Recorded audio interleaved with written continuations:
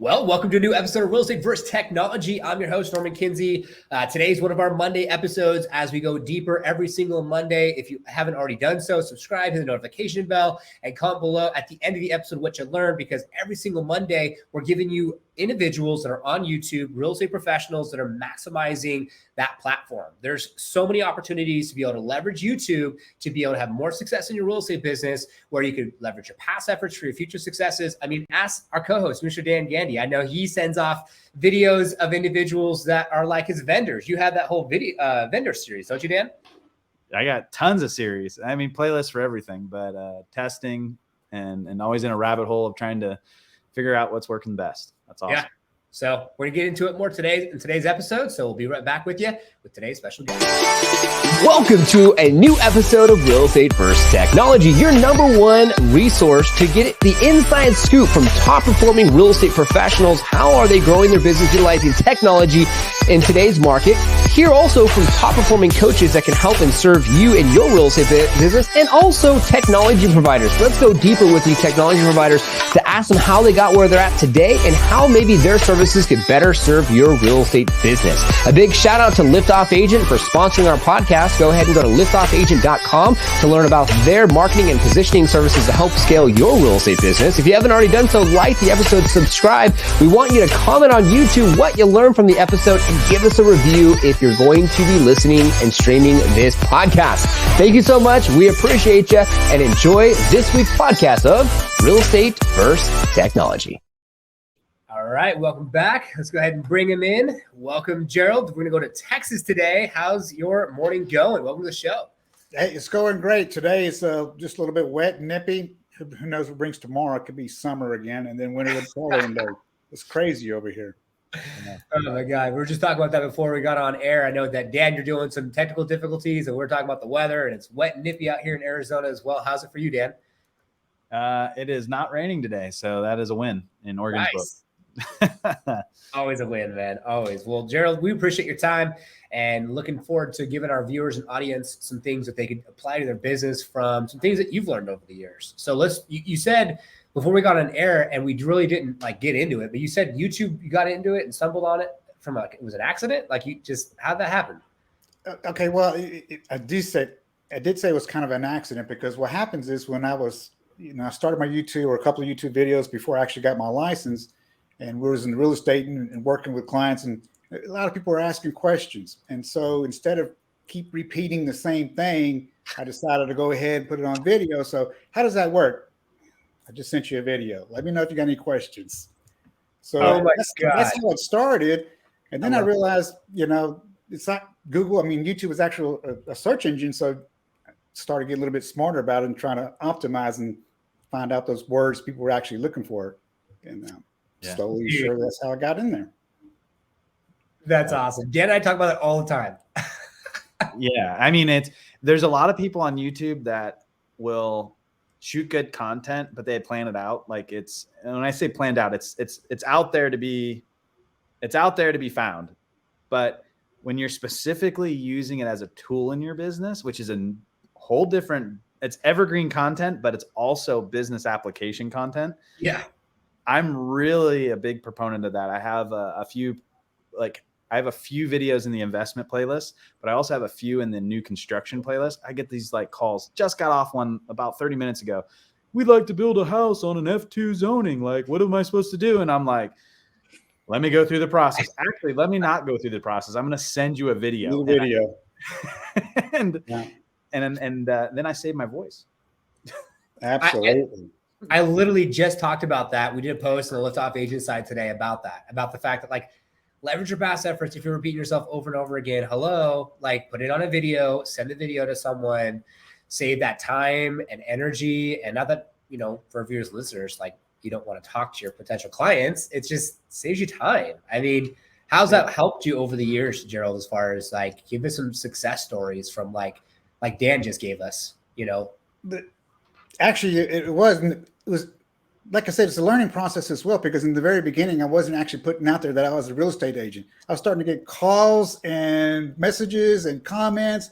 Okay, how do I remove the lien? What's the process? I'm not a lawyer, guys. I was just trying to show you that there's actually liens attached to the property and how to find them. And then another person asked me, "Are you a real estate agent?" And that's when it hit me. Oh my goodness, I gotta get that in there on my video. So, and then calls started coming in, and people started asking for help and finding houses and all that kind of stuff. So, like I said, it was a learning process, and it took a while, but I'm getting better at it. Make sure I get the call to action in there. So that's the key. You just said something.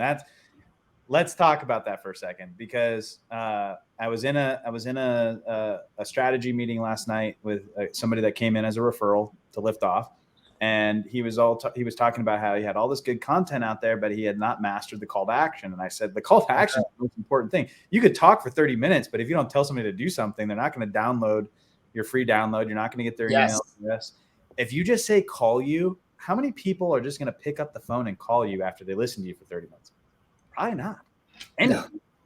And maybe some motivated people that are relocating are going to call you, but that call to action and what specific types of call to action are the best is a conversation I like to put out there, because that call to action a lot of times needs to be free information or a resource guide or high value content that isn't intrusive.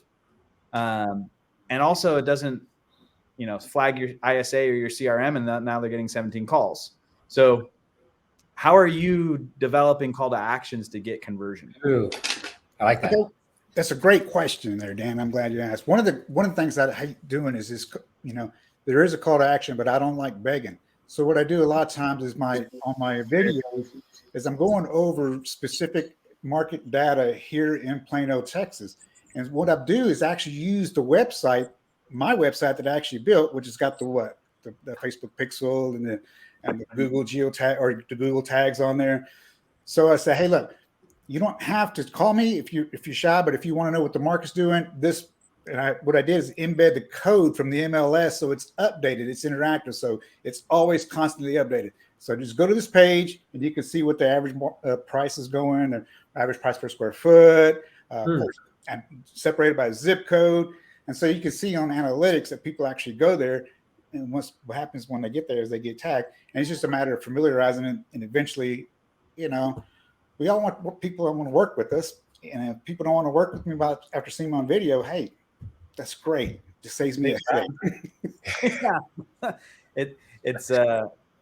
It almost is that personality test, right? It's a litmus test for is this going to be a good client? You can't prevent all issues, but yeah. I totally agree. Norm, why don't you ask him some questions about just his overall content ideas? That's actually a really good idea. So we were checking out your YouTube channel. How do you come up with content ideas? And not only how do you come up with content ideas, how do you stay motivated to post? Well, people out there are just like, I'm going to do it. And they're like stuck or whatever. Okay, this is where I get at it.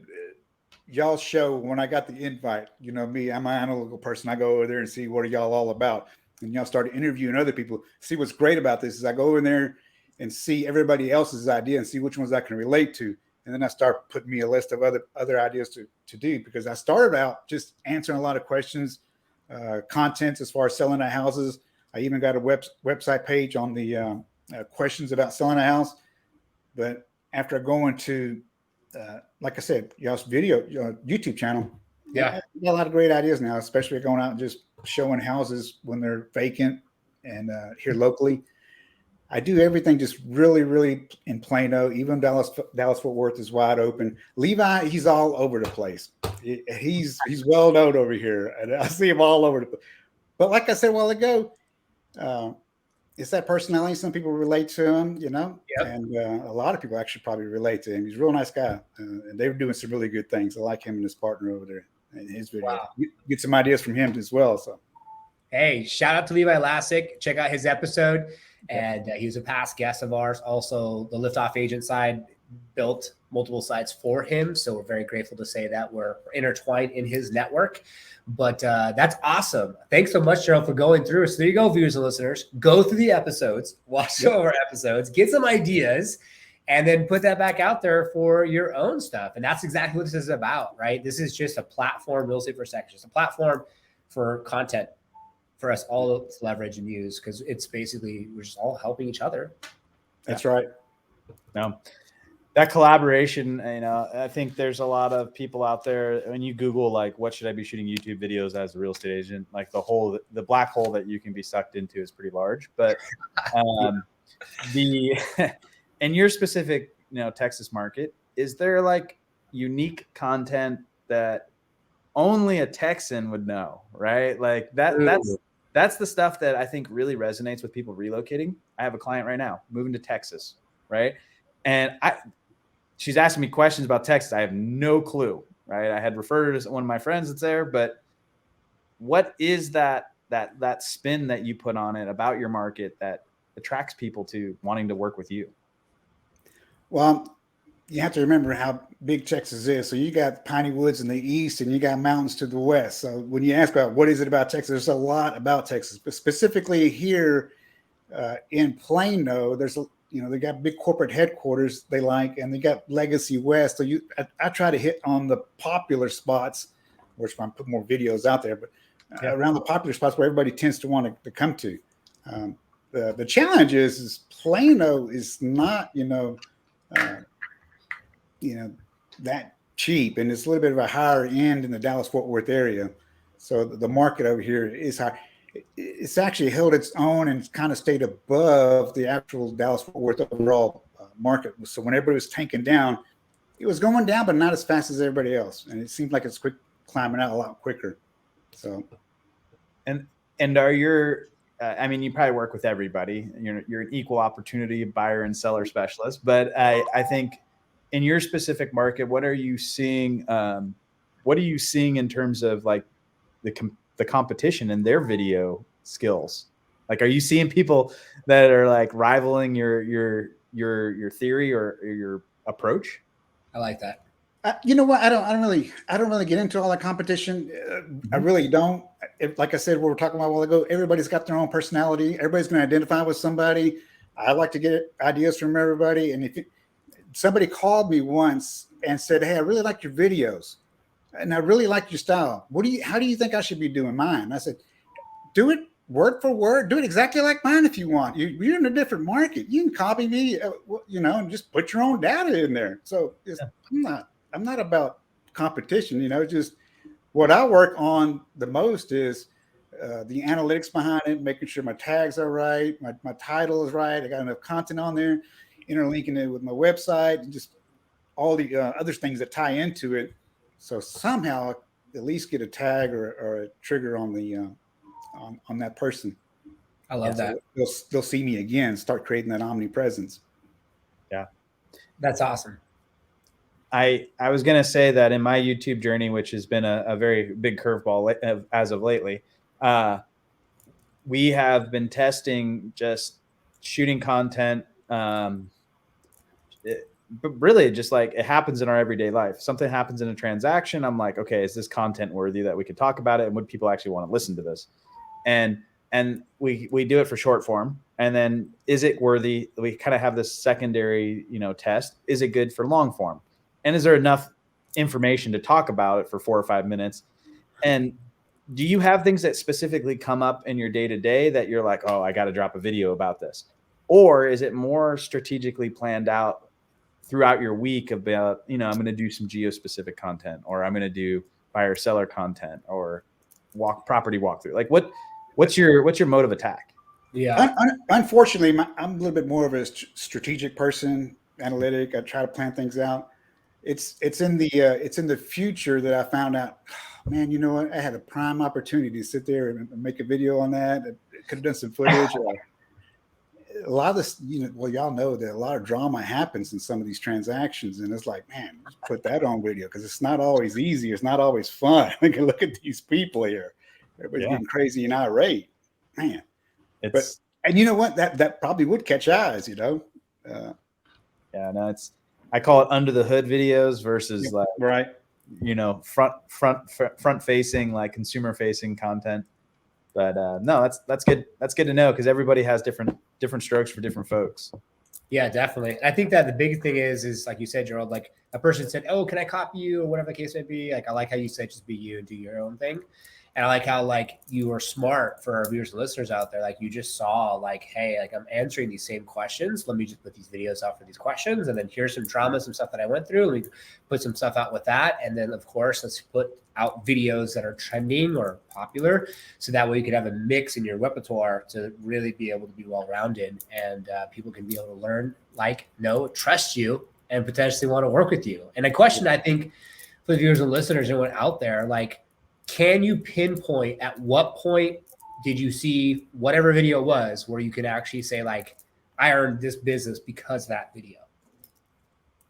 That happened a few years ago when somebody actually called me. I don't know which one. They said they've been following my videos, so I don't know which video it was, but they finally called me up, and they're just a couple of neighborhoods down the road, and they asked me to. First of all, they asked, "I'm going to sell my house by myself." I said, "Okay, all right. Do you know the challenges of that?" She goes, "Yes, but I'm just going to give it a shot. If it doesn't work out, then I'll come to you." I said, "All right," and then I just showed her some videos. Well, here's some other videos over here if you want to do it, but just take caution. If you have any questions, give me a call. Well, after, I don't know, 8 months went by, she finally gave up and called me up. So, wow. So it was a long listing. I mean, a long time before I got it, but still got it. And it was because of the videos, YouTube channel. That's awesome. It's the nurture, right? It played the, hey, I like this guy, but I want to be cheap first and see if I can save a bunch of money that actually is not going to pan out. But at the end of the day, it's you handle it in a way which your video attracted her and it matched the style. So that's why I really like to have the conversation about people is like, don't be a different person on video than what you really are, because somebody actually might not be attracted to you on video, but if they go to call you or meet you, then they're not attracted to you if you're a jerk or think right. So I've always been one from just giving. That's if you see my videos. We even had some videos on another website and got a call and saying, "Why are you giving all this information away for free when people like us are trying to charge?" This was like when we're buying and fixing and flipping, and how the whole process worked and how to get the information and the marketing. We were just putting all that out there. Got calls from our competitors. Said, "Why are you doing that?" Hey, it's about sharing, man. It is. It'll come back full circle. And I know we're getting closer to closing up here. And at the end of the day, everything's online. It's google.com. You can look it up. You can search. You can find it. And there's 8 billion people. I mean, I don't even know the statistic. It's crazy how many videos and how many minutes per video every day that be uploaded on YouTube.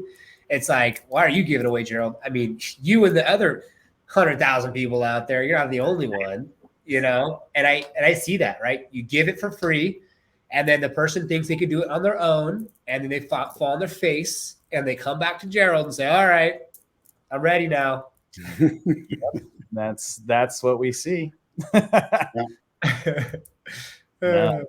been great. I mean, Gerald, I think to kind of cap this out and put some end points to this is like, what's your vision here over the next year or two with your YouTube channel? Like, are you trying to take transactions to the moon? Are you trying to start monetizing and being like an influencer? Like, where are you going with this? I don't really see myself as a influencer. I don't see myself like that. Yeah. But I do see myself putting more content out there and then eventually just get enough transactions to slowly pull away from it so it can just generate. And eventually I just want to just refer them out. Yeah. To a lot of locals here that I work with. But yeah, I think video is going to get it because it's evergreen, but I'm not going to live forever. So at some point, you got to pass it on to somebody else, and hopefully somebody else can continue the channel. You know, I love that. No, that's good stuff, man. That's what we want. But we really appreciate you being on the show. I appreciate the invite. Yeah, this is always a good. We like meeting people across the country and seeing what they're doing with this. And so we're gonna have you back on maybe in about a year, a little bit over, and kind of see where you are with this journey and see if we can pass on some more good insights and information for our audience.